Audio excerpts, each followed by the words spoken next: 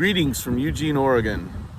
Brad was the kind of guy who always inspired good questions. He was wise and so smart about so many different things. So many of you know Brad as the consummate dedicated musician's musician, the foundation of every project he was ever involved with.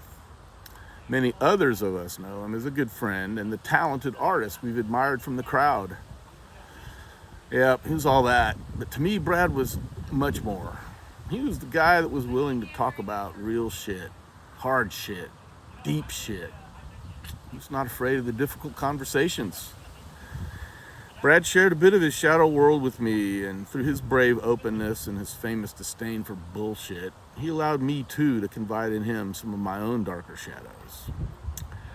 The most difficult time in my life, Brad was there for me. He personally helped to heal me, and in ways that no other man, woman, or animal could have done. We both helped to support each other's own missions of personal growth. Him a lot more than me. You see, I thought the things that we were sharing between us were just emotions, not music. Brad was here, he'd laugh and say, yeah man, it's all the same thing. Brad knew how to connect the dots for me and for a lot of you. He knew those magical energies that many of us, the rest of us, we just can't see it. Brad lived and demonstrated the eternal truth that music is emotional and emotions are musical. Many of you heard that Brad left us at 4:44. The truth is, he really didn't leave until 9:09. He stuck around for a good while. Everybody knows Brad loved Bill Hicks, and Bill described life as just a ride. And I believe Bill was correct, and Brad's ride needed another 4 hours and 13 minutes. We know he wanted more time with Kiri and Riga and all the gathered peoples around him, but I truly believe there was something else at play. Apparently, Brad couldn't leave this earthly plane until he heard some more Charles Mingus. Just one more time. He was in control to the end, and leaving when and how he did, you know Brad, that was no coincidence. In the Christian Bible, 909 means grace, blessings, and life lessons. Lessons that lead to the end of old ways and signify the commencement of new ones. In Hebrew, 909 means to separate and isolate. In Hindi, it indicates spiritual development and finality. In spirituality, 909 is a symbol of working towards your own personal spiritual desires.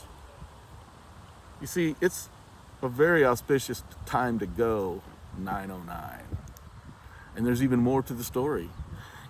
Sometime around 2004, while I was going through the hardest part of my life, Brad called me up just to check in. As we chatted, I casually mentioned that I had just gotten a new CD. They had just released the new fully restored and digitally remixed alternative versions of by Charles Mingus. And Brad said, dude, I gotta hear that. I said, sure, when you wanna do it? And he said, right now, I'm headed your way. I'll never forget the joy that he got from hearing that first alternative track for the first time.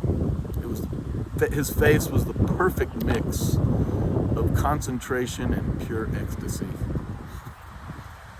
Just like Brad. For those of you like me that know this guy for a really long time, you'll know this much is true.